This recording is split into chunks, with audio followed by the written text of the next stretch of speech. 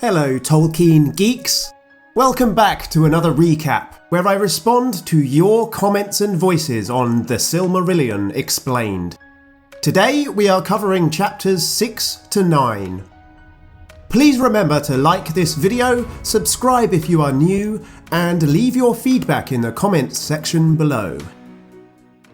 In chapter 6, we get introduced properly to Feanor, and we read the story of his mother's premature demise and his father's subsequent remarriage. We start off with a small but necessary correction. As Ridiculous Ed and Ben Sambo both pointed out, the star Sirius is not, in fact, part of the constellation Orion, as I indicated in this video. This error was not helped by the fact that I showed a diagram of Orion with one of the stars highlighted. Sirius, known also as the Dog Star, is, in fact, considered part of the constellation Canis Major. Getting my stars mixed up, I would have made a really crappy elf. And speaking of crappy elves, 7 Seraphim 7 had this to contribute about Feanor. Feanor, whose colossal ego and assholery is the force behind more suffering, pain and destruction than any being on Middle-earth save Morgoth himself, while being a complete and utter badass. And also kind of a paranoid nutcase. Heard there is one story out there in some of Tolkien's notes that Feanor took a bit of natural language drift over the centuries that caused a slight alteration in how the th phenom was pronounced, making it closer to S than th, as part of a grand plot by the Valar to erase him and his mother from history. Yes, this account is lifted from a passage in The Peoples of Middle-earth, the 12th and final book of the History of Middle-earth series. I didn't cover this particular detail from the expanded lore, mainly because I felt I had spent enough time on Miriel already, but you have it essentially almost correct. It was actually Miriel herself, Feanor's mother, who insisted on preserving the th pronunciation, which was used in ancient Quenya for the character now showing on screen, which then became a political matter for Feanor and his sons. If you go back and re-watch my video on this chapter, you may notice that 2 of the illustrations I used here use the 2 different variations in Miriel's name. It should be noted that this passage in Peoples of Middle-earth is from an etymological essay which Tolkien wrote much later than the version which Christopher included in the published Silmarillion, and so we shouldn't perhaps consider this canonical. The next chapter covers the creation of the Silmarils and the corruption of the Noldor people by Morgoth. Labyrinth 1010 asked an interesting question about Morgoth's role in the story. For me, this era of Arda is the most heartbreaking. I wonder, was it all Melkor's doing? Could there have ever been a similar conflict with the Noldor and the Valar without him? I suppose it was all fated, as mentioned below. Sad times. The thing to consider here is that the presence of evil itself in the world is entirely due to Melkor's discord in the music from the opening chapter, much like the fall of man in Genesis. The Ainulindale is absolutely crucial because it establishes Morgoth as the catalyst for conflict in the world, and that the conflict will ultimately resolve itself, just as the 3 themes of Iluvatar do so. The world of Arda is fated. Tolkien is clear on that. The Tolkien scholar Verlin Flieger believes that individuals in the Legendarium have free will, but that history itself does not. She uses the example of Frodo and Gollum's choices while on the path to the cracks of doom, to argue that characters freely participate in the fate of the Ring of Power, but that the doom itself is immutable. I am not sure that this argument is consistent throughout the Legendarium though. I have tried to stay away from tackling this subject directly, as this is a big topic, one which demands an in-depth discussion with more than one voice, and one for which there is no absolute answer. I am sure I will want to tackle this in a future podcast on the channel. Next, we covered the Darkening of Valinor and the unholy alliance between Morgoth and Ungoliant. Julio Aprati posted, "Where girls cried, Titanic. Where boys cried, Fast and Furious. Where men cried, Silmarillion." I noticed that he doesn't tell us where women cried. Perhaps the less said about that, the better. There are also certainly quite a few people out there who will physically cry merely at the sight of a spider. Tolkien denied that he was personally any kind of serious arachnophobe, but he did use spiders very often as horror elements and antagonists in his stories. Looking at my analytics on this video, I noticed a lower click-through rate than on some of the other chapters, with Ungoliant pictured on the thumbnail. Surely not a coincidence. Chapter 9 is Of the Flight of the Noldor, and there was so much to cover here that I was forced to split this one up into 2 videos. The first part covered the escape of Morgoth back into Middle-earth, and the uprising of the Noldor, led by Feanor, culminating in the oath taken by him and his sons. Baba had this to say: "Reading while listening/watching this video is precious. Great. Like I read the bits where you obviously couldn't address, or this just became an audiobook with commentary. In my first read, which was this year, forgot some of the wrath of Feanor, but realising in my revisit how nuanced he is. Surely he has done some unforgivable stuff, but when you look beyond the surface level, it's understandable why.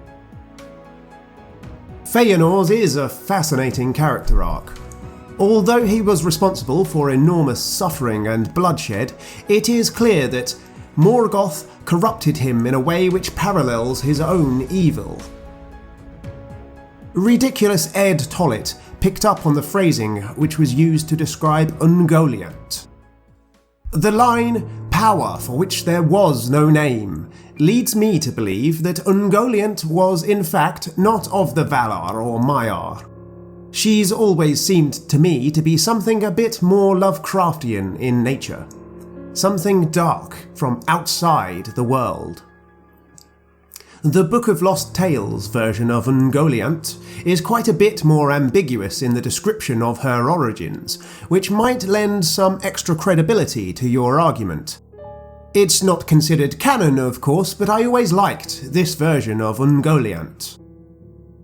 "Mayhap she was bred of mists and darkness, on the confines of the shadowy seas, in that utter dark that came between the overthrow of the lamps and the kindling of the trees. But more like she has always been, and she it is who loveth still to dwell in that black place, taking the guise of an unlovely spider, spinning a clinging gossamer of gloom that catches in its mesh stars and moons and all bright things that sail the airs." You will notice that the text here posits 2 explanations, leaning more towards the latter. But I think it should be said, the Silmarillion version clears things up quite a bit and makes the question simpler.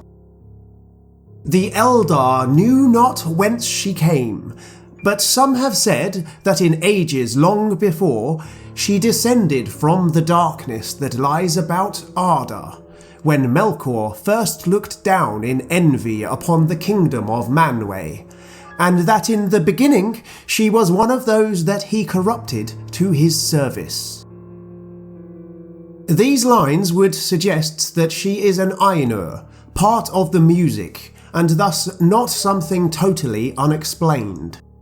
She was no more otherworldly than Sauron was. And since she was never considered one of the Valar, the most plausible explanation seems to be that she was simply an extremely powerful Maiar. Other comments I have seen have suggested that she is too overpowered to be a simple Maiar, but remember that not all Maiar are created equal in power, and we are told that she was boosted by Morgoth putting his own power into her. On the subject of the power levels of Maiar, remember that Morgoth was said to have been scared of Arien, the powerful Maiar who was chosen to be the spirit of the sun when we get to chapter 11. Both Radagast the Brown and Sauron were Maiar, and yet they clearly belong in a very different weight class. So it is not always helpful to think about these individuals' power levels being only relative to their classification or title. I also think we are invited to draw a comparison between Ungoliant and Vada Elentari, the Valar of Light, known better to the Lord of the Rings readers as Elbereth, remember. Ungoliant is a perversion of the same sub-creative impulse. Rather than harnessing light to illuminate the world like Vada, she consumes light and corrupts it, creating unlight. But we should move on. Pablo Alvestegui, and apologies if I am butchering that name, adds here a note about the naming of Morgoth. You called Morgoth by his former name after you had said that you would never do it again. Laugh out loud. But it is so written in the book, so no worries. Excellent work. Yes, this is true. Actually, there are a number of uses of the former name throughout the rest of the book, so I probably worded this rather badly. To clarify, from this point on, generally, the elves almost always refer to him as Morgoth whenever we get character dialogue. The name definitely sticks after he returns to Middle-earth. The narrator will quite often alternate between the nomenclature. My point was that my guide will refer to him only as Morgoth from here on, for the sake of consistency, except for when quoting the text. But that wasn't how this came across. The second video on this chapter focused on the events of the Noldor's escape from Aman, the kinslaying at Alqualonde, and the doom of the Noldor. Anna Arwen left this comment on my video. This event in the book is so emotional. I remember feeling horrified when first reading the kinslaying, and then the betrayal of the boat burning. Feanor became the mirror of his deepest enemy. So tragic. It is tragic. In some ways, I think Feanor's burning of the ships at Losgtar may be one of his most odious crimes, if not his most bloodthirsty. I think here of Feanor's conversation with Thingol's brother Olwe, the Prince of Alqualonde, immediately before the kinslaying. He tells Feanor that their ships are to us as are the gems of the Noldor, the work of our hearts, whose like we shall not make again. That direct comparison with the Silmarils makes Feanor's actions even more callous, adding vicious insult to grievous injury. And that's before you even get to his stranding his half-brother in Aman. So that is it for this latest recap. I wanted to wish everybody a very merry Yule, as we say in Middle-earth, this year, for whatever you are celebrating, and I am most certainly wishing a happy new year for anybody listening. I will be back before too long with my coverage of Chapter 11, and we will have more exciting guests to bring you soon in the new podcast series. Take care, everybody.